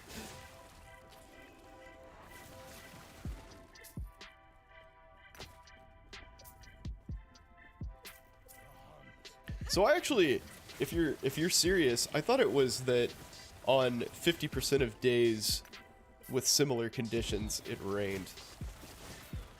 I don't know. I guess we're... Today I learned that I'm not a meteorologist. I guess. Surprise.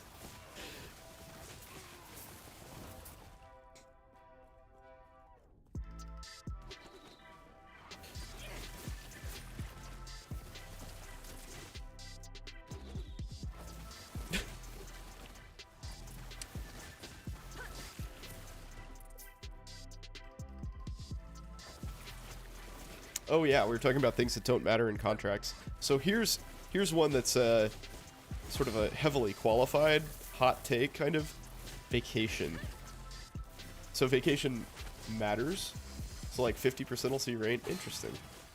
But yeah, so vacation time matters, and it matters a lot. However, most jobs will offer you a fairly similar amount of vacation.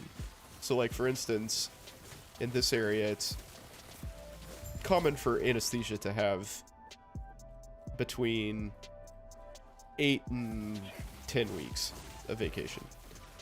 There is one place in town that currently offers 13 weeks of vacation. So they're off a quarter of the year. That sounds amazing, right? Well,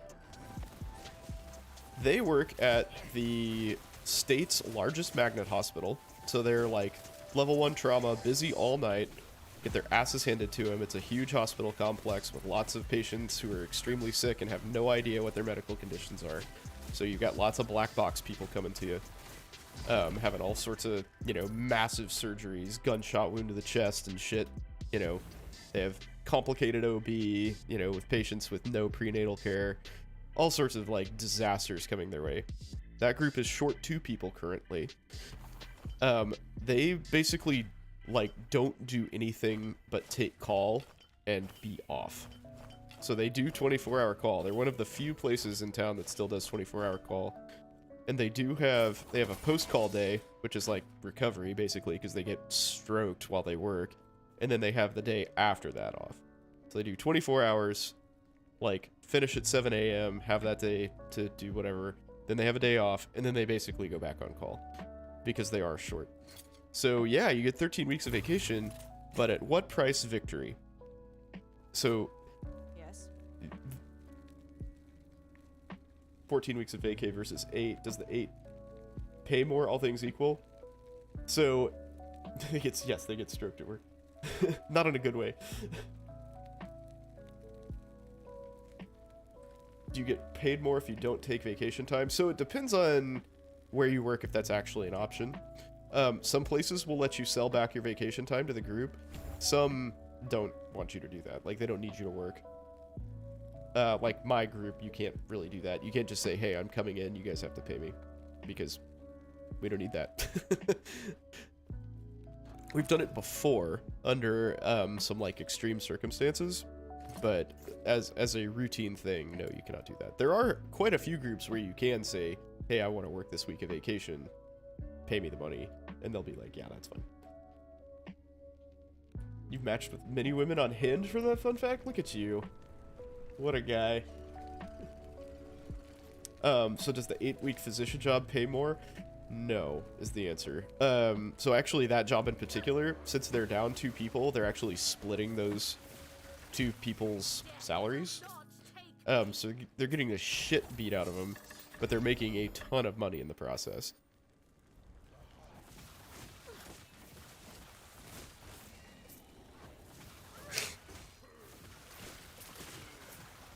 So what I'm saying here is vacation time is not necessarily a measure of life quality.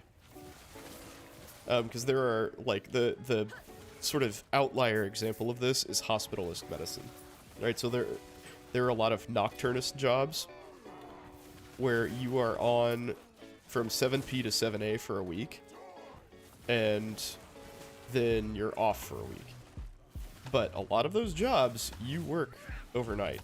Or, even worse, you are on call for 24 hours, and you get worked the whole time. So you're on for, like, an entire week. You're technically on call the whole time. And usually jobs like that, you're not busy. But if you do get busy, you're fucked. You're on that whole week. And then you have a week off. So, yes, you have 26 weeks of vacation, but you might need it.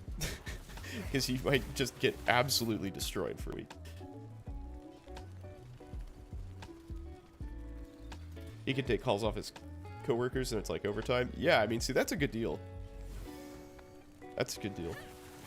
And so if we ever... So we currently have a guy who works half-time.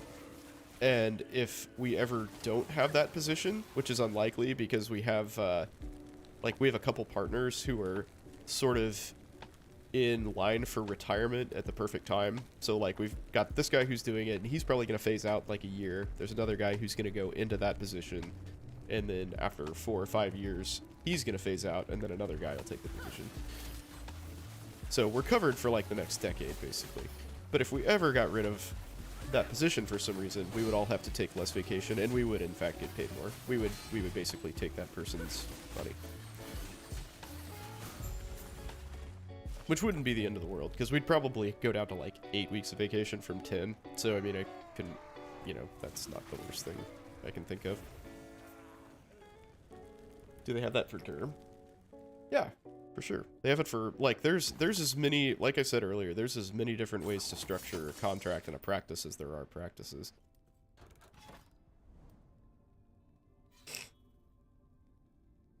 Hinge hasn't been working well. You gotta change your line, dude.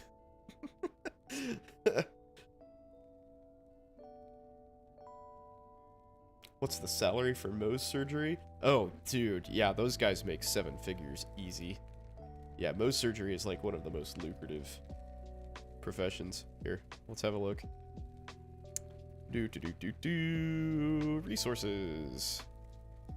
So in case anybody's curious who's watching this, I absolutely do not have proprietary information linked in my Discord. Absolutely do not have that under the resources tab in medical education.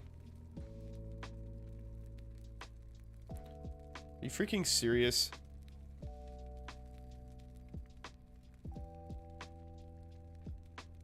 Oh, there it is. Why did it start? That is such... Oh, no, that's not it. What the fuck? Open, you bitch. Okay, whatever. Here, we'll do it that way. Let's go down here. Dermatology. Mohs surgery. Yeah. 700 grand's the median. Line problem. It's your glaring personality issues. Hilarious.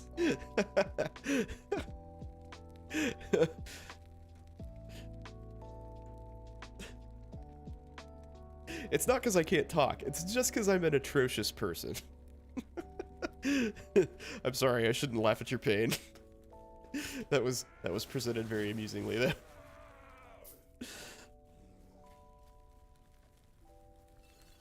Yeah, Mohs surgery definitely pays a lot of money. And it's, again, like most things derm, very low acuity. Katana of Authority. Alright. At least there's awareness, exactly. They laugh too. Oh no! Oh no! Oh no!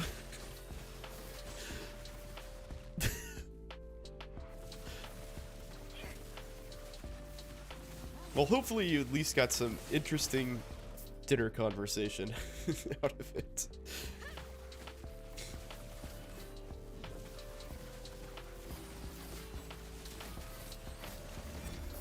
Ooh, that's a lot of stuff.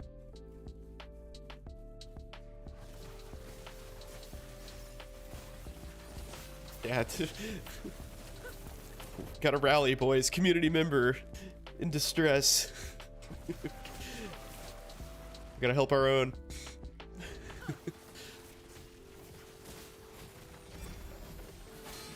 Let's set this boy up with somebody equally awkward.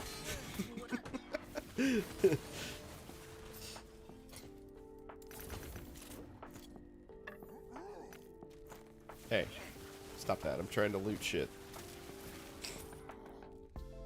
Rejection is just part of the process, and not just for medical apps. Dude, you should write self-help brochures. That was super helpful.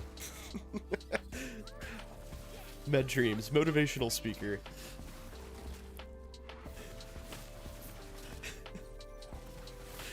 Oh, Christ.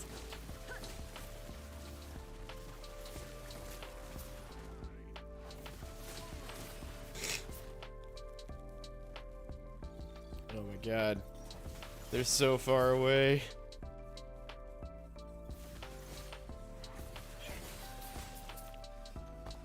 How close am I to level 20? Not very close.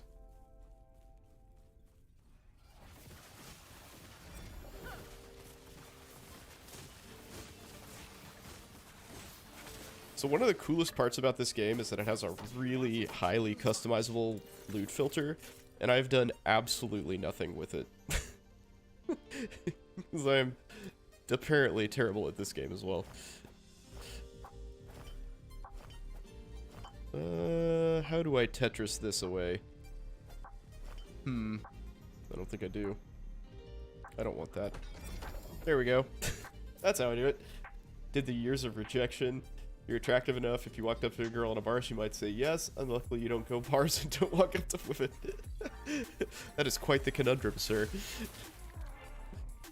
Quite the conundrum indeed.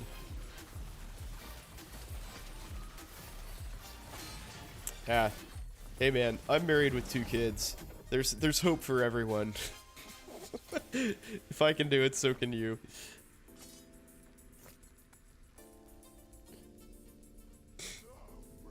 And believe me, step 1 for introverts, leave your home. Yes, true. Fuck. Alright, maybe we should start with step 0.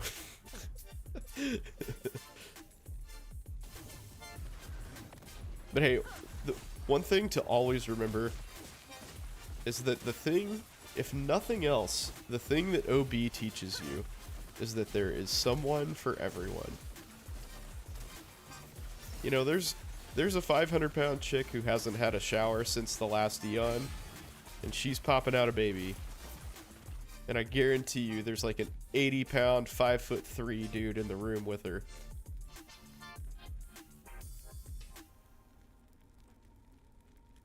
Maybe you can be that 80-pound, 5'3" guy. One of these days. Love is everywhere. Yes, it is. Wither on hit with Soul Feast, huh? That seems like a really good idol. Holy shit. Okay. I don't know what Wither does. What does Wither do? Let's look up Wither. Wither, Wither, Wither, Wither, Wither. Here we go.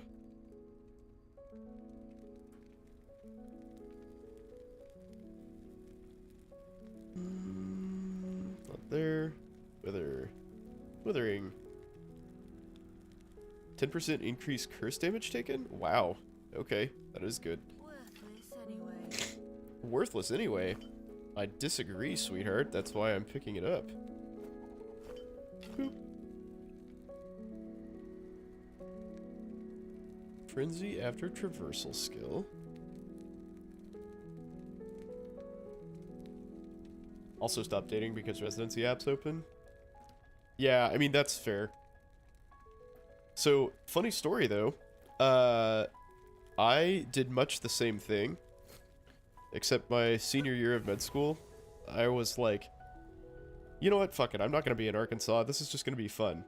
So I got on online dating, and I met my wife. And interestingly, she was like in the middle of getting ready to move to Colorado. She was moving to Colorado Springs to be like near her brother. And who was stationed there at the time. And so she was a short timer too. And we met, and the rest is history. She decided to move to Kansas City after having known me for 7 months. And yeah, now here we are. So you never know. Never know.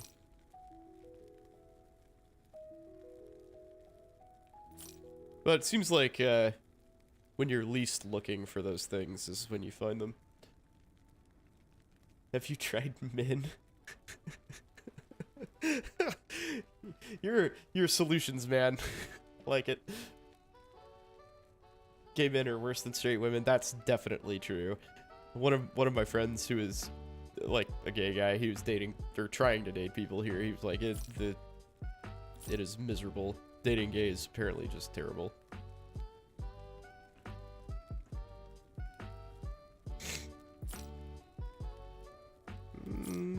Don't really want that. Oh, actually, that might have been a pretty good ring.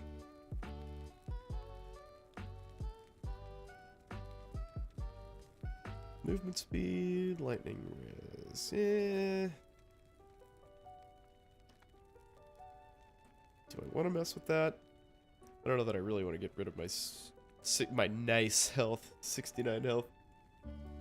Yes, Cockroach Princess, our local expert on that subject, weighs in. Oh, my first tier 7, nice.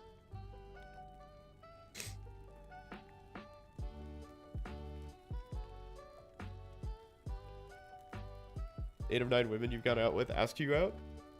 I mean, does that count though if you're on Hinge? Isn't that a... Oh no, wait, Hinge isn't the... That's, what's the girls pick one? Bumble.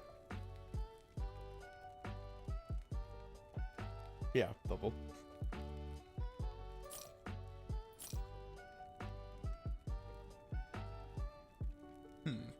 Bleed on hit, poison res, yeah.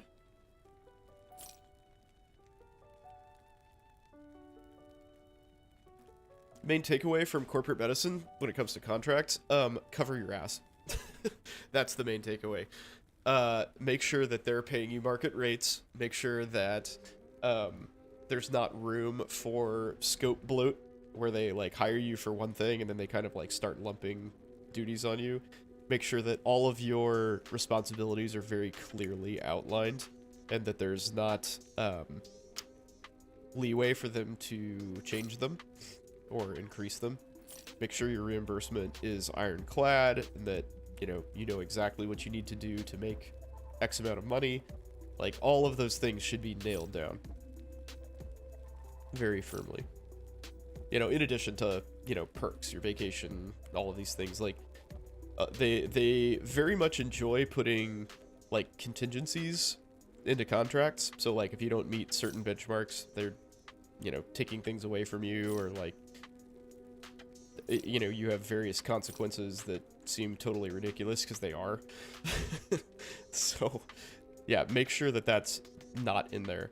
And you definitely want a lawyer who is familiar with healthcare to look at your contract, and then also a physician who is familiar with that specialty to look at your contract. That is my opinion. Is it a good idea to track your own hours or tasks? Yeah, absolutely. Yes. Yeah, 100% is a good idea.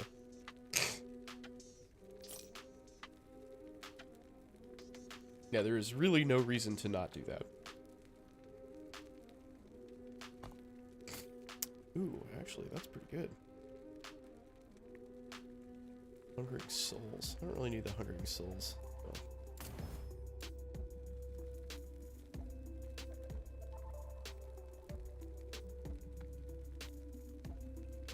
Yeah, anything that you can do for yourself to kind of gauge where you stand is a really good idea.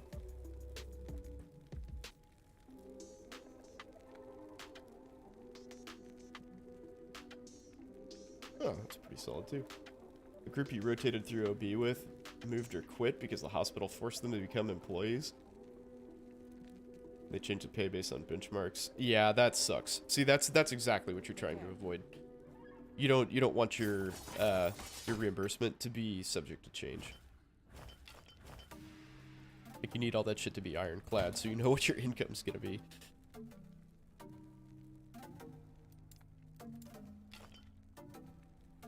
I don't think that's asking too much.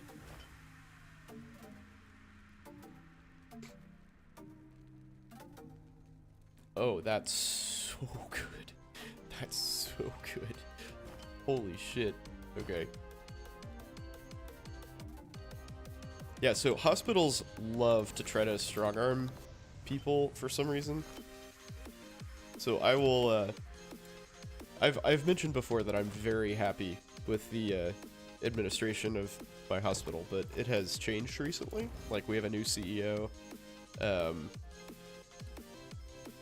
and also a new chief medical officer, because that person used to be the CMO, or the CEO used to be the CMO.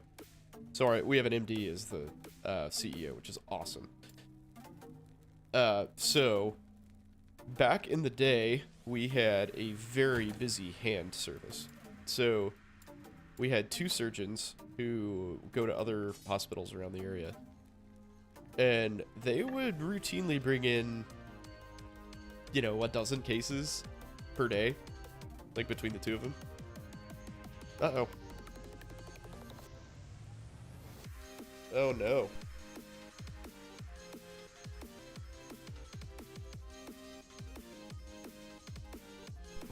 Alright guys, I gotta call it. Sorry to leave you hanging there. Baby is screaming. It's been a good stream. Thank you for hanging out. Take it easy. I will not see you Sunday because I'm on call. But I'll try to be on soon. Cheers, guys. Have a great night.